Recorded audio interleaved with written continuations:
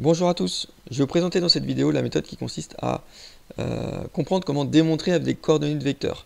Donc on aura des coordonnées de points, donc on pourra calculer les coordonnées de vecteurs. Et donc pour déterminer par exemple la nature d'un quadrilatère particulier, d'un triangle particulier, l'appartenance d'un point à une médiatrice ou à un cercle, on pourra utiliser ces coordonnées, notamment utiliser le fait que on ait des vecteurs égaux. Donc si on a des vecteurs égaux, comment démontrer qu'on a des vecteurs égaux? Notamment en calculant les coordonnées de deux vecteurs. Montrer qu'on a les mêmes coordonnées pour ces deux vecteurs, donc ils sont égaux. Calculer des longueurs, montrer que des longueurs sont égales. En gros, calculer la norme de chacun des deux vecteurs et montrer qu'on obtient le même nombre. Donc, quand on aura deux longueurs égales, on pourra justement démontrer certaines particularités, par exemple sur un quadrilatère, un triangle ou autre. Ou démontrer aussi que des diagonales au même milieu, donc ça c'est de préférence évidemment en particulier pour les quadrilatères. Utiliser la formule du milieu, qu'on va pouvoir utiliser aussi, qu'on a vu aussi dans des méthodes précédentes, tout comme les coordonnées de comment calculer les coordonnées de vecteurs, comment calculer la norme d'un vecteur, voilà. Si vous avez besoin, vous pouvez regarder les vidéos précédentes, les méthodes précédentes. Il y a un fichier index.pdf, si je peux vous le rajouter sur la vidéo, je vous le rajouterai en commentaire. Dans ce fichier index.pdf, en fait, on va retrouver les propriétés importantes qu'il faut connaître, que vous connaissez normalement. Donc, certaines de ces propriétés, les voici.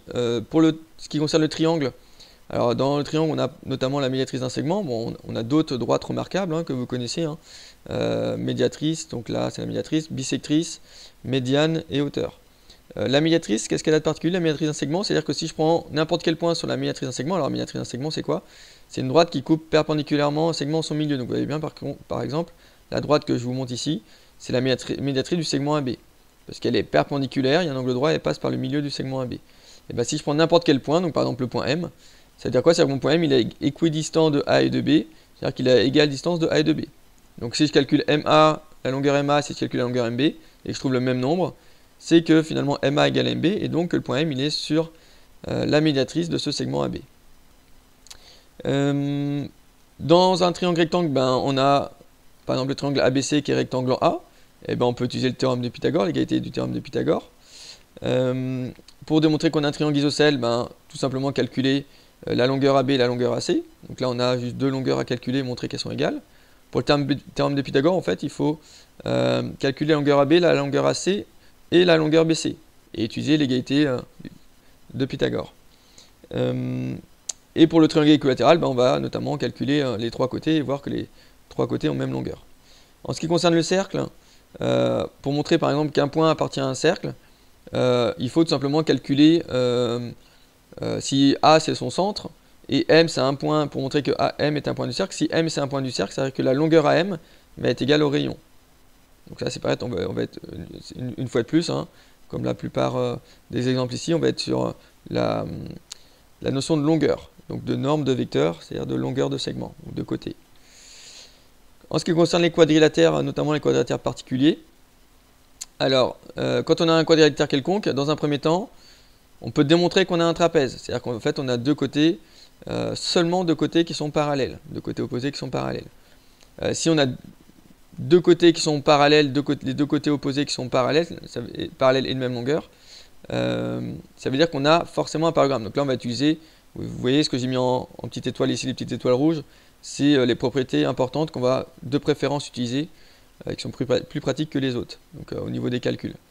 Donc montrer que deux côtés opposés sont parallèles de même longueur, on va utiliser la notion de vecteur. Donc si on a deux vecteurs égaux, forcément on a un parallélogramme. Ou démontrer que les diagonales se coupent en leur milieu. Donc c'est-à-dire que si on calcule le milieu d'une diagonale et le milieu d'une autre diagonale, et qu'on remarque que le milieu de ces deux diagonales elles sont confondues, ont les mêmes coordonnées, c'est que les diagonales se coupent en leur milieu, et donc on aura un parallélogramme. Donc là on fera les deux cas dans notre exemple tout à l'heure, pour vous montrer un petit peu le genre de calcul. Quand on a un parallélogramme et qu'on va aller un peu plus loin, qu'on remarque sur notre graphique qu'on a plus qu'un parallélogramme, qu'on a un parallélogramme particulier, si on va aller vers le rectangle, en fait, il faut démontrer que les diagonales ont la même longueur. Donc là, on va utiliser la notion de longueur. Si on veut démontrer qu'on a plutôt un losange, on va calculer la longueur de deux côtés consécutifs. Donc là, on est aussi sur la notion de longueur, mais plutôt sur les côtés, sur notamment deux côtés consécutifs. Et si on va aller un peu plus loin, elle est jusqu'au carré, parce qu'on voit sur le graphique, ça semble être un carré, et on veut le vérifier par calcul. eh ben, on va faire en fait les propriétés inverses. C'est-à-dire que si on est passé par le rectangle, si on a démontré qu'on a d'abord un rectangle et qu'on veut passer après vers le carré, aller un peu plus loin, on va calculer les longueurs de deux côtés consécutifs. Donc en fait, ce qu'on avait fait pour le losange.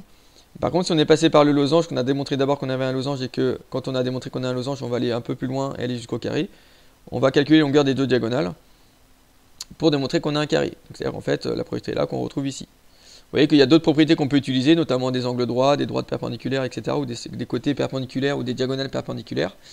Ça va être plus difficile, ou en tout cas plus long à utiliser comme propriété au niveau des calculs. Donc de préférence, utilisez celles qui sont signalées par une étoile rouge. Dans mon exemple ici, j'ai pris 4 points A, B, C, D avec les coordonnées. Donc montrer que le quadrilatère ABCD c'est un rectangle. Donc là, voilà, on a une seule question. Pour démontrer que c'est un rectangle, alors si je regarde ce que j'ai ici, mon schéma, pour démontrer que c'est un rectangle, eh ben, on a évidemment un quadrilatère quelconque au départ, on a 4 points. On va démontrer dans un premier temps que c'est un parallélogramme. On va faire ces deux calculs-là. Bon, un suffit, hein. Soit les diagonales se coupent en leur milieu, soit on a deux côtés opposés parallèles, même longueur, l'un ou l'autre. Donc on va faire les deux, ça va vous montrer un peu le genre de calcul qu'on peut avoir, différentes méthodes qu'on peut avoir. Quand on aura démontré qu'on a un parallélogramme, deuxième étape, ça va être démontrer qu'on a un parallélogramme particulier, c'est-à-dire un rectangle. Donc on va calculer les longueurs des deux diagonales. Voilà, en gros, on va faire les deux points là, même si un seul suffit, hein, évidemment, et on va faire cette propriété-là. Donc ici, première étape, on va faire les deux méthodes. Donc première méthode, on va calculer les coordonnées de deux vecteurs qui correspondent à des côtés opposés. Donc le vecteur AB, donc si c'est ABCD un rectangle, c'est-à-dire que j'ai mon vecteur AB qui normalement doit être égal à mon vecteur DC. Donc on va calculer AB, je calcule mes coordonnées de vecteur, donc c'est pareil, pour calculer les coordonnées d'un vecteur, vous vous référez à une méthode précédente hein, sur les coordonnées de vecteur. Ici, hein, pour rappel, rapidement, on fait toujours les x en haut, la différence des x, la différence des abscisses et la différence des y, et la différence des ordonnées en bas. Et on fait toujours la deuxième lettre moins la première. Donc je fais 2 moins 2, c'est-à-dire l'abscisse de B moins l'abscisse de A, xb moins xa. Et en dessous, je fais yb moins ya. Donc 4 moins 5. La deuxième lettre moins la première. Ici, c'est pareil. Donc ici, en l'occurrence, quand je fais mon calcul, hein, je trouve 4 et moins 1. Pour le vecteur DC, donc je vais faire la lettre C moins la lettre B. Donc je fais xc moins xd. Donc 0 moins 4. Enfin, attention au moins de la formule toujours. Et le moins des coordonnées. Hein. Et après, je fais yc moins yd. Donc je finalise mon calcul, je trouve les mêmes coordonnées. Ça veut dire quoi? C'est-à-dire que mes vecteurs AB et DC sont égaux. Et s'ils sont égaux, ça veut bien dire que j'ai mes deux côtés opposés qui sont parallèles et de même longueur. Le fait d'avoir deux vecteurs égaux suffit pour dire qu'on a un parallélogramme. L'autre méthode, c'est de calculer par exemple le milieu de mes diagonales. Donc je vais calculer dans un premier temps le milieu de ma première diagonale. Alors si c'est ABCD un rectangle, il faut essayer de visualiser, hein, vous faites un schéma. Ma première diagonale, c'est par exemple AC. Donc le milieu de ma diagonale AC, donc je fais XA plus XC sur 2, et je ferai la même chose avec son ordonnée. Donc YA plus YC sur 2. Donc quand je remplace XA plus XC sur 2, je remplace par les coordonnées correctement. Donc moins 2 plus 0 sur 2, je calcule, ça fait moins 1. Je fais la même chose avec les Y. Donc ça me donne 5 plus moins 4 sur 2. Je simplifie, ça me donne 1,5. Donc je trouve moins 1 et 1,5, c'est-à-dire moins 1 et 1,5, c'est les coordonnées du milieu de la diagonale AC. D'accord? Si maintenant je m'occupe de l'autre diagonale, la diagonale BD, je fais exactement les mêmes calculs, en tout cas des calculs similaires. Donc je fais XB plus XD sur 2, je remplace, je trouve aussi moins 1, pareil avec les Y, donc je fais YB plus YD sur 2, je remplace 4 plus moins 3 sur 2, c'est-à-dire 1,5. Donc ça veut dire que ma diagonale BD, son milieu a pour coordonnées moins 1 et 1,5. Comme par hasard, on retrouve exactement les mêmes coordonnées. Ça veut dire que mes deux diagonales ont le même milieu, c'est-à-dire que mes deux diagonales se coupent en leur milieu. D'accord? Donc ça veut dire que mon quadrilatère ABCD, c'est un parallélogramme. Là, on vient d'utiliser deux méthodes différentes. Vous prenez celle que vous voulez.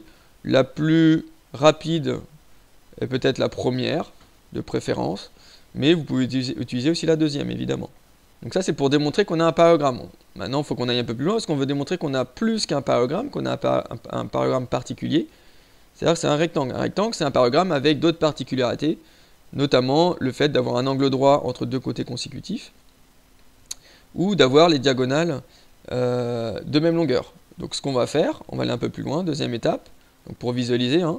Ici j'ai mon parallélogramme A, B, C, D. Pour l'instant on a démontré que c'était un parallélogramme, voilà, juste pour visualiser. Donc on a démontré qu'on avait deux vecteurs égaux AB et DC. Ça suffit pour démontrer qu'on a un parallélogramme.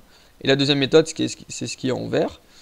J'ai calculé le milieu d'une diagonale et le milieu de l'autre diagonale. Et j'ai montré que j'avais le milieu de chacune des diagonales qui était confondu. Donc c'est-à-dire que mes diagonales ont le même milieu. Ça c'était pour la première étape.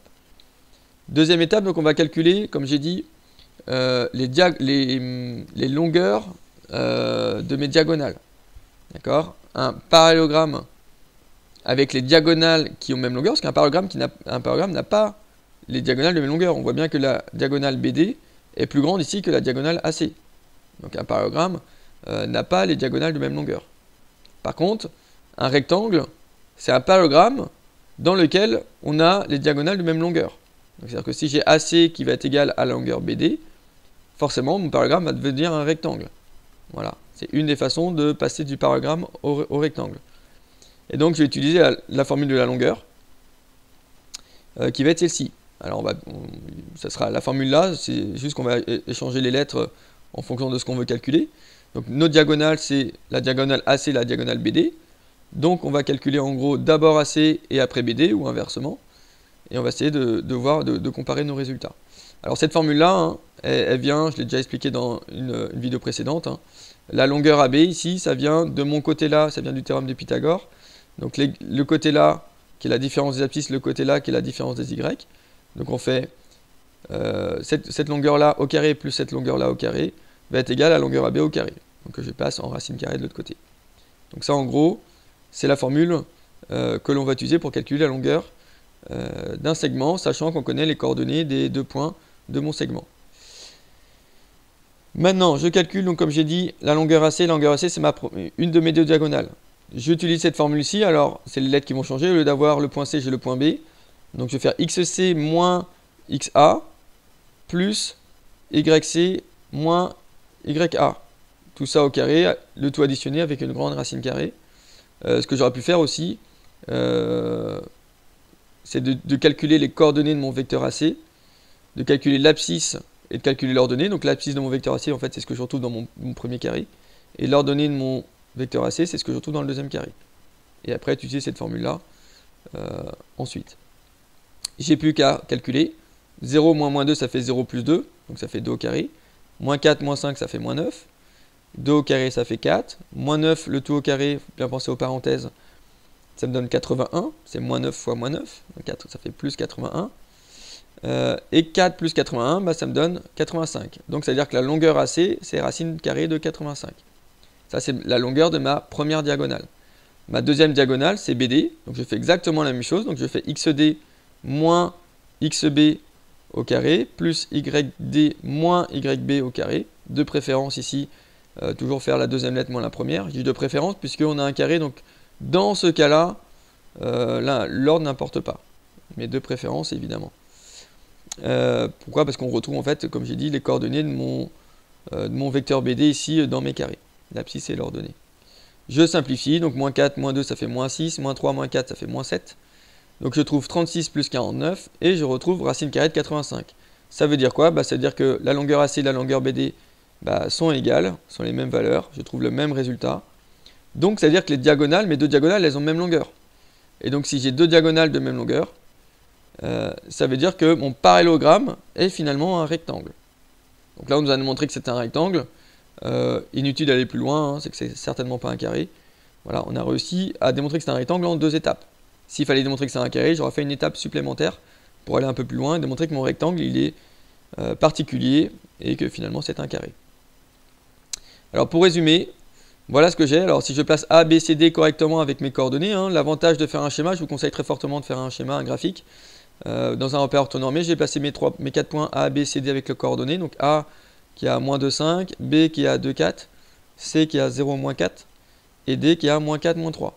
L'avantage, c'est de déjà visualiser les calculs que l'on va faire, et de bien voir que mon quadrilatère, c'est un rectangle. Si on nous dit, déterminer la nature du quadrilatère ABCD, Et ben, si on n'a pas de graphique, si on ne fait pas de graphique, ça peut être compliqué de visualiser, de se dire, ben oui, je dois faire tant ou tant d'étapes, et je dois faire tel ou tel calcul.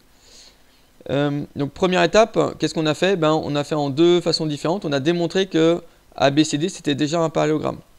Donc on a dit, soit on regarde nos deux vecteurs bleus ici, on dit qu'ils sont égaux, donc par calcul, hein, on les démontre qu'ils sont égaux, ou alors on calcule les milieux de diagonale. Ça permet de démontrer de façon différente pour montrer que le quadrilatère ABCD c'est un parallélogramme. On voulait aller un peu plus loin, on voulait montrer que c'est un rectangle. Donc en gros, soit on passait par un angle droit entre deux côtés consécutifs, puisque si je rajoute un angle droit par exemple ici en A, bah, ça va devenir un rectangle. Bon, c'est pas forcément évident, ça fait pas mal de calculs. Deuxième étape, nous ce qu'on a fait plutôt, on a préféré faire différemment, on a calculé la longueur de nos deux diagonales. On a montré que la diagonale AC et BD, les deux diagonales étaient de même longueur. Donc finalement, mon parallélogramme ABCD c'est un rectangle. Voilà, j'espère que vous avez compris comment notamment démontrer la nature d'un quadrilatère en utilisant les coordonnées de points, donc de vecteurs.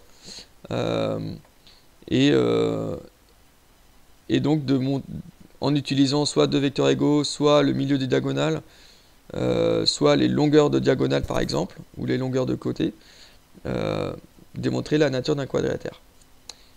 Merci de m'avoir écouté, à bientôt.